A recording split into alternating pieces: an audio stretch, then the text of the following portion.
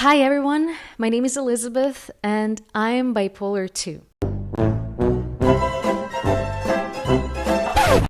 It's super vulnerable to film a video like that, but the reason I decided to do this is because there is so little research done on the topic of, bipolar, mental health in general, and I think the more people share their stories, the more other people that might have this diagnosis or similar, they will understand and maybe see their patterns and seek medical health. That's the most important part about this video. I did a little coming out in my Instagram highlights, so I saved them. You can watch them if you want to find out a little bit more about my journey and how it all happened, but I'll also talk about this in this video. And by the way, the amount of feedback I got when I posted it on Instagram was just hundreds of messages of people that I know, of people that I don't know, who shared their personal stories about being misdiagnosed. I value so much they took their time and actually wrote to me all of these messages, and it made me realize that there are so many more people like that, and you're not alone here. It can be treated to a certain extent, and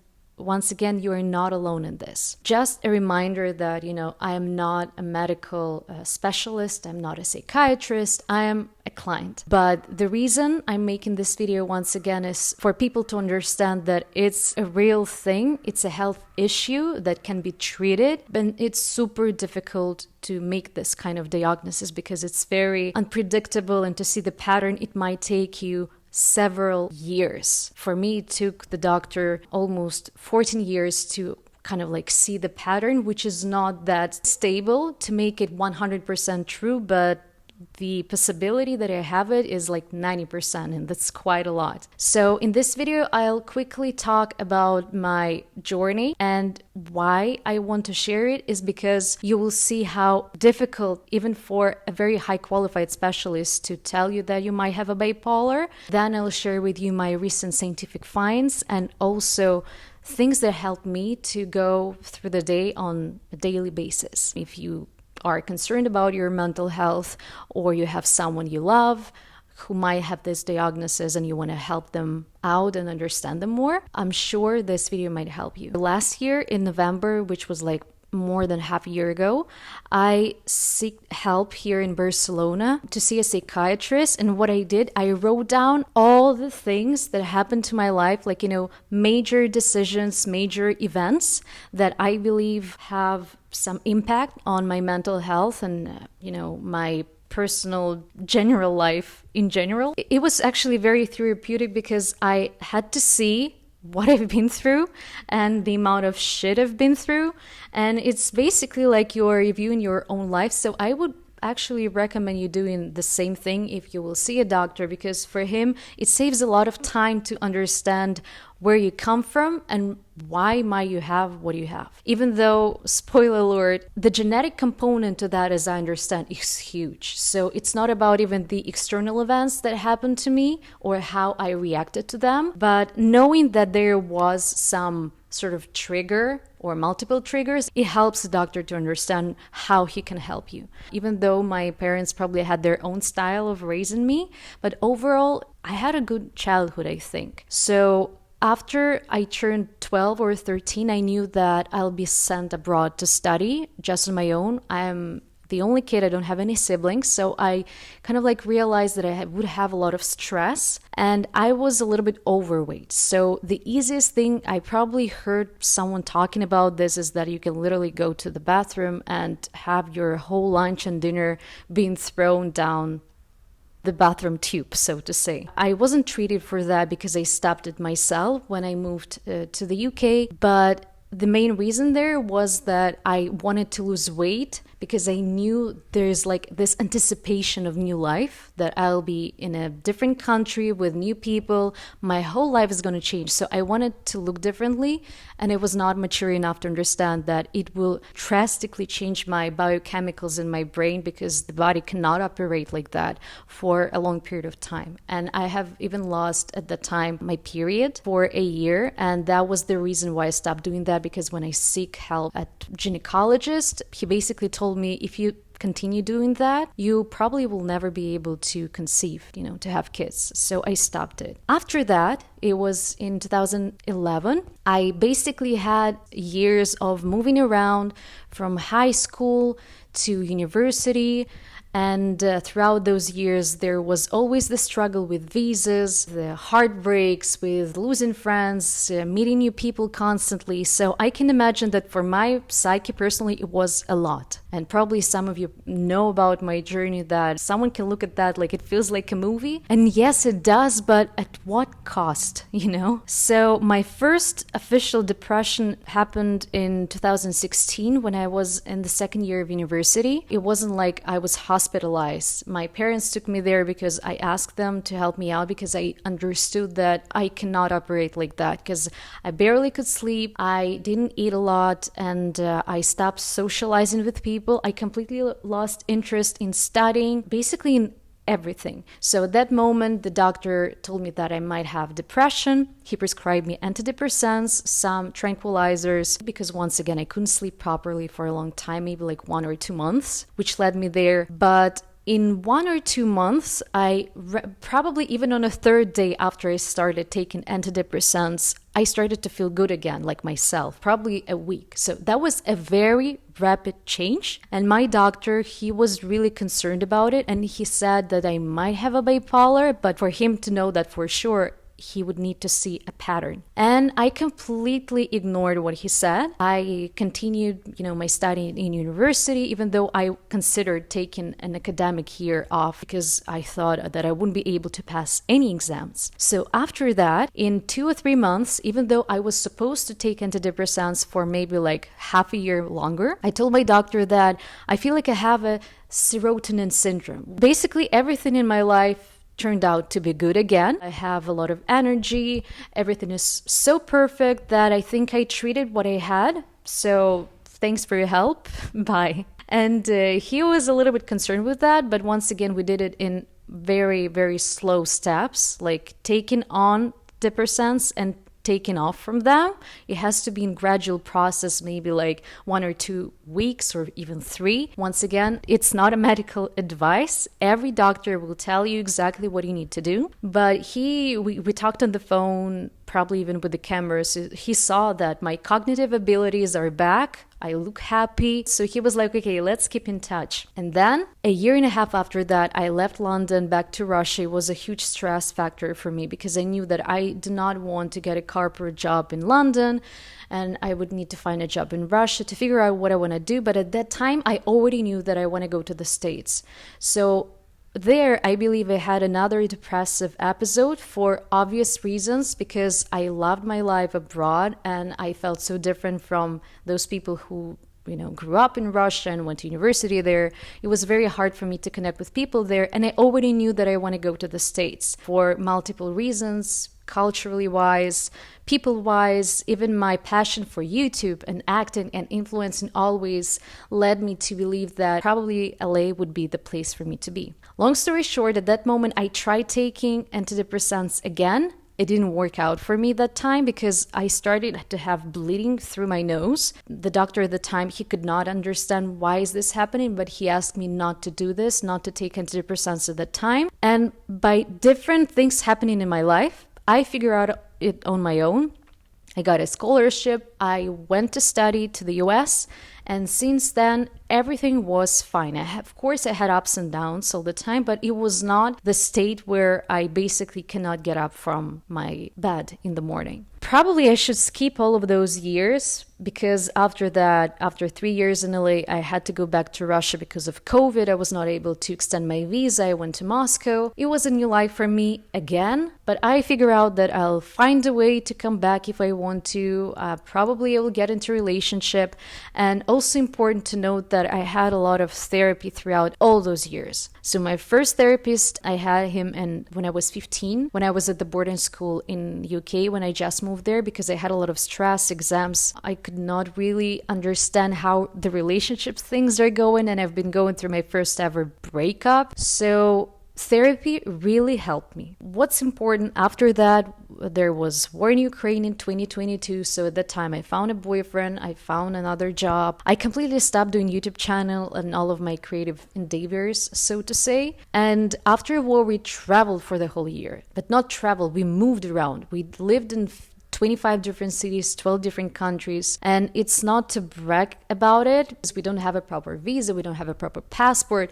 So the amount of stress I accumulated, only now I can imagine how much it was. But at that time, of course, if you move around like a digital nomad, basically you see a lot of new things every day. And probably that what kept me going. And then we settled down in Barcelona a year and a half ago in 2023 in March. I finally have a stable life. I finally have a part-time job. I finally wanted to go back to my social media because I've been doing this since I remember myself. And fast forward to November. We had some ups and downs here for sure. We had a visa rejection. I lost my job. I kind of like had to understand how to live like normal person again, that I don't get to travel every month and that I need to find friends, like a stable circle of friends. Like basically I had to readapt to a normal kind of life. It played a trick with my head for sure. I also had to study Spanish. Like I went to studies probably 5 or 6 hours every day. I had to get up very early, go to school, then I had some work. Basically, it was very overwhelming, as now I understand. And of course, a year before that, with all moving around,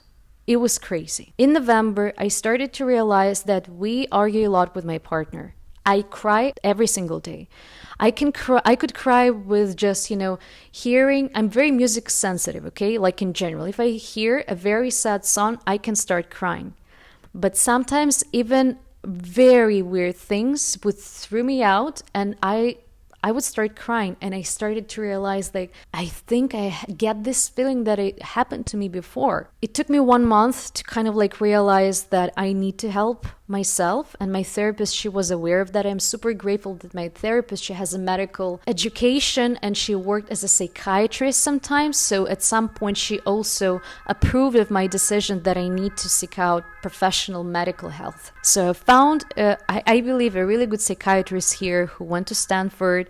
He speaks English, and it's another kind of like a huge problem here that a lot of doctors here in Spain, even though you have like the best health insurance, they won't be able to speak English fluently, or they don't speak English at all. So I found a psychiatrist. I brought him my notes with all the episodes that happened to me throughout my life. I thought maybe I have a cyclothymia or seasonal affective disorder. I might be mispronouncing them, but all in all, I come to see him. I tell him everything I had in my life. Then he pauses and he goes like, Elizabeth, let's just put it out there. You're a survival lady. Your life is not normal, and you need to understand that, and that it's okay that you're not feeling okay. And it's amazing that you brought yourself to my room, that you are able to speak, that you have some consciousness in your brain, basically. So he was like, I think I know what we're dealing with, but I need to make sure that I'm right. So now, as he saw, I was in a depressive state, obvious depressive state. So once again, he prescribed me antidepressants, the ones that I took in 2016. Probably he also prescribed something to normalize my sleep pattern. He was like, let's keep in touch, and you tell me how the things progress. We started slowly raising the dosage, once again, as most professional doctors will tell you to do so. And maybe in a month or 2 or even 3, basically this January, I realized that I am becoming super social. My cognitive skills are through the roof. Like if you've seen the movie with Bradley Cooper, Limitless, where he takes this pill called NZT or something like that. I have a lot of energy. I can barely make myself go to sleep, which is quite the opposite of what I felt literally like just 2 or 3 months before. And the most important part for me was that I had so much energy. I found a new job, and I started to get these amazing opportunities finally here in Barcelona, because I thought, of course, now I speak some Spanish. People started to open up to me.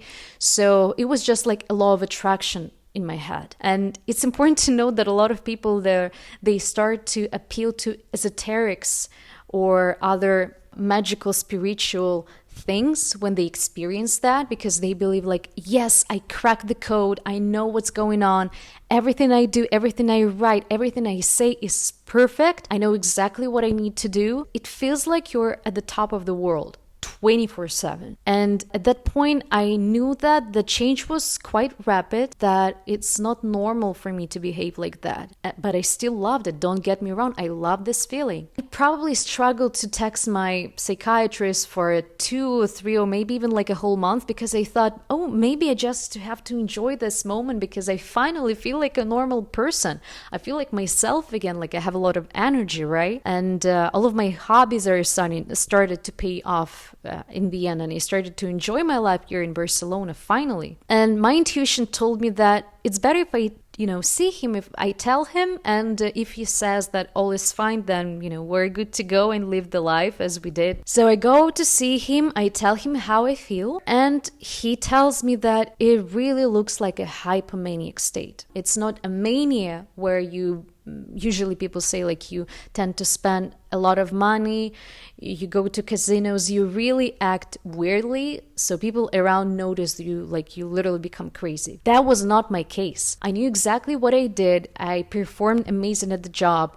I started to do a lot of content. My social media kind of like took off after 2 or 3 years of non-existent growth. So I thought it's finally all of my work is paying off. And he was like, yes, but I believe we need to add a mood stabilizer to make sure that you do not go down or even higher than this current state of yours. He wasn't sure whether it's right, but of course it was an experiment, and all of the things that I told him before, they kind of made sense to him and to me as well. So I started to take mood stabilizer, and we lowered the dosage of antidepressants to like the most possible minimum, because I literally had to cut the pill in 4 different quarters because the pill is big and I had to take like the tiniest amount possible. Until April, probably, everything was fine. And then I started to feel sleepy again, and I started to lose interest in things. And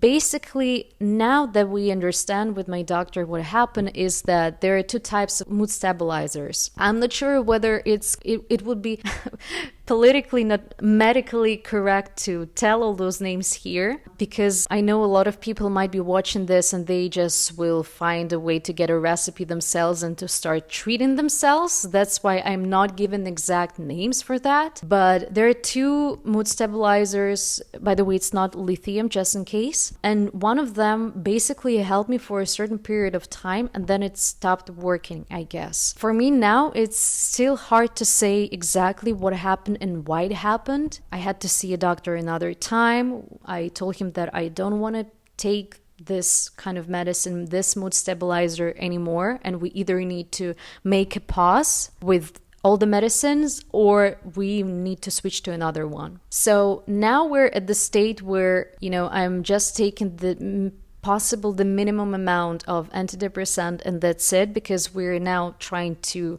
kind of like stabilize my mood again, and then probably I guess I would need to take another mood stabilizer to make sure that I do not go super up and super down. Probably the last thing I'll tell about my journey is that it's still under investigation, but now I know what I'm dealing with. Especially when I shared my stories on Instagram, at first I remember I probably had 2 or 3 weeks in advance all of those stories prepared, but I just couldn't post them because I felt so vulnerable. I felt like people will judge me. Probably some people will think that I'm crazy because they're probably just not educated enough. After I shared it, I realized that a lot of people have different stories of how they came to this diagnosis, and they are being treated in different ways. And it's a never-ending journey because there is no way you can treat it fully and live like you've never had it before. It's the case. So now I think I'll go to my second part,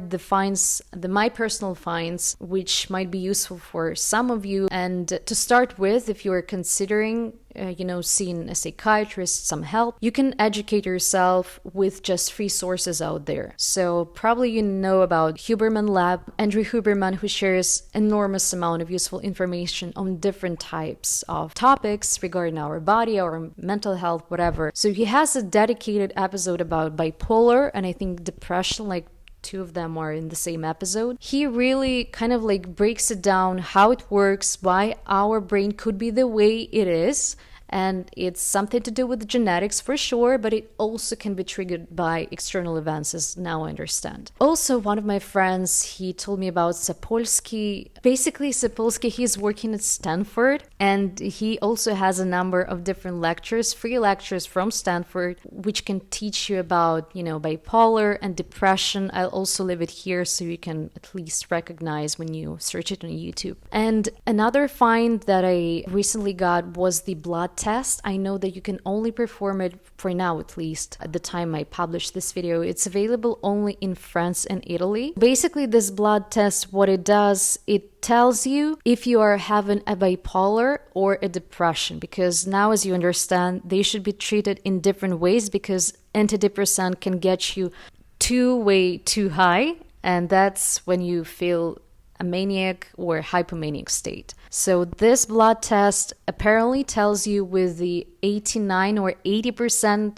chance of accuracy that you might have a bipolar or you might have just a depression. Not just, but a depression. So please go read, educate yourself, find as much information as you can yourself, because it will enormously help your doctor to have an adult conversation with you with the things that you're going through and the types of treatment that you can choose between. I just really want to point it out here. I love to read. Don't get me wrong, there are a lot of books about self-help, self-development, which tell you about discipline and motivation. You should be a creature of habit, and if you do not do exercises enough, or if you don't drink a lot of water, yes, you're more likely to become depressed, or you will not succeed in life, and that will lead you to depression or a different state. So I was living in this loop that there is something wrong with my way of thinking. And yes, there is something wrong with my way of thinking, because now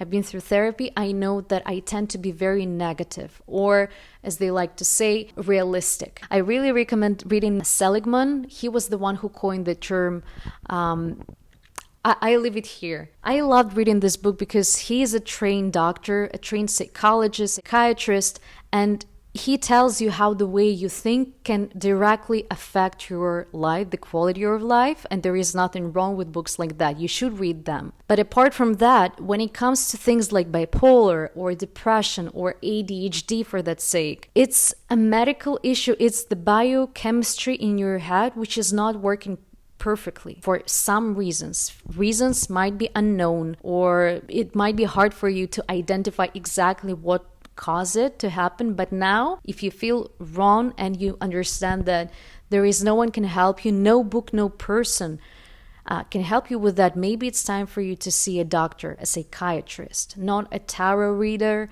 not an astrologist, but a psychiatrist that will tell you that there might be a physical component to your state. So I think I made it very clear that science go first and psychology and self-help, they go second. But now I want to go probably to the last part of this video. If you read a lot, if you even listen to Andrew Huberman podcasts or other people that talk about this, of course, regular exercise, lowering caffeine and alcohol and anything that can play trick with your brain, you should do that. And I'm not the one who is perfectly, I love caffeine, I love coffee. Now I'm trying to switch to matcha, but it's a struggle because I think like I really have some sort of caffeine addiction. Even like the taste of it, I like it. And it also gives me this boost of energy that I feel like I really feel it when I have my first cup of coffee, even though I don't do it in the first 90 minutes after I wake up. It's exactly as Andrew Huberman tells you to do.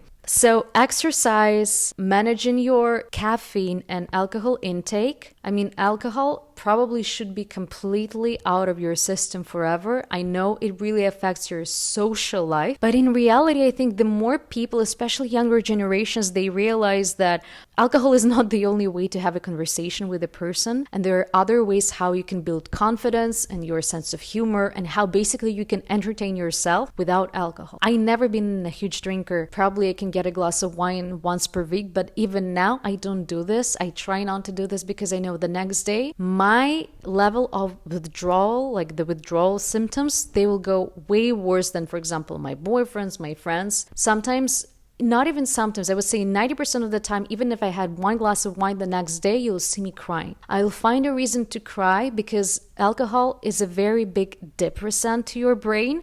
So the next day, I guess exactly like after taking some drugs, you'll get this withdrawal period. And it's very harsh. I don't want to lose the day. I don't want to find myself crying out of no reason. Again, no, it's not worth it for me. And apart from that, meditation, it's not a cure. You still need to take your medicine if your doctor tells you to do so. But of course, there is a huge psychological component to that as well. You cannot ignore it. And meditation is perfect for people who are like me, who are very anxious, who are very sensitive. And by sensitive, I mean I'm very sensitive to what people say, to how people behave, to which kind of music I listen to which kind of food I'm eating.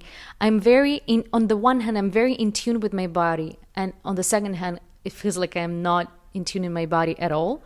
So meditation, I believe it helps me to stabilize it at least a little. It's like a mood stabilizer without needing you to go to a pharmacy. And there are different types of meditation. And I learned a lot about different types of meditation. And for me personally, what works is that sometimes I would just focus on the breathing. I will sit still with my back straight and try not to think about anything. And even though if some thoughts come, I accept that. Even if they're interesting, I will probably write them down after meditation. But during meditation, the main focus for me is on my breathing. It's my time for my head to kind of like clear everything that is going on around me in this world during this day. But that particular 10 or 20 minutes, it's better to start with small, and then you can build up the amount of time that you can sit still and just focus on your breathing. It takes time, it takes discipline. Or you can use guided meditations. I really recommend using Superhuman. By the way, this is not sponsored at all. Superhuman app is by Mimi Bouchard. I've been using it for probably a year or two now. It's for English speakers, and they have different types of, not even meditations as they call it, like activations. So you can choose a different topic that you are currently feeling, like if you're anxious, or if you're struggling with job, or if you're going through a breakup, or if you're concerned even about your skin. She has all types of meditations, which I think is amazing because I love her voice. I really like the soundtrack that she uses, because for me it's super important. I cannot listen to any type of meditation. I really pay attention to voice, to temper of the person who's doing that meditation. And I also heard from the Huberman podcast about Dr. Spiegel Reverie. It's a self-hypnosis app. I tried it. I wouldn't say that it really worked for me, even though I love hypnosis. Sometimes I use free resources on YouTube, like hypnosis videos. If I'm struggling to go to sleep, it really helps me as well. So the bottom line here is that meditation should be your go-to in your highest periods, in your lowest periods, and in your normal periods, because it should be at least one anchor of some sort of stability. If you're like myself, have different things going on in your life and you enjoy it, because if something goes pretty boring and I have a lot of routine that is very repetitive, it's probably another reason why I can feel depressed or low. By the way, I don't really like when people use this word depressed, because now I understand the value of this word. Like, it's a medical condition that should be treated. It's dangerous, and people should not throw these kind of words around. There are other vocabulary that you can use if you want to say that you are feeling down, or if you're sad, or if you're going through the grief. Honestly, I feel so relieved that I filmed this. I'm not sure when it's gonna go live, but I really hope that I'll have the guts to publish it, and I really hope that it will add some clarity, add some awareness to this YouTube space, that people understand that it's a disease, it should be treated, and it should be treated by a professional. So my last message would be, once again, that you're not alone in this, and if you feel that there is something too wrong with you, it's not something to be ashamed of. It should be just probably be seen by someone else who has a medical license. I love you, and I hope you can relate to that. I hope you don't relate to that if you are completely healthy, but in reality, sometimes I feel like there is no person in the world who is 100% mentally healthy. If you are, good for you. So subscribe to this channel and like this video if you enjoyed watching this video. Thank you so much for watching, and see you soon. And take care.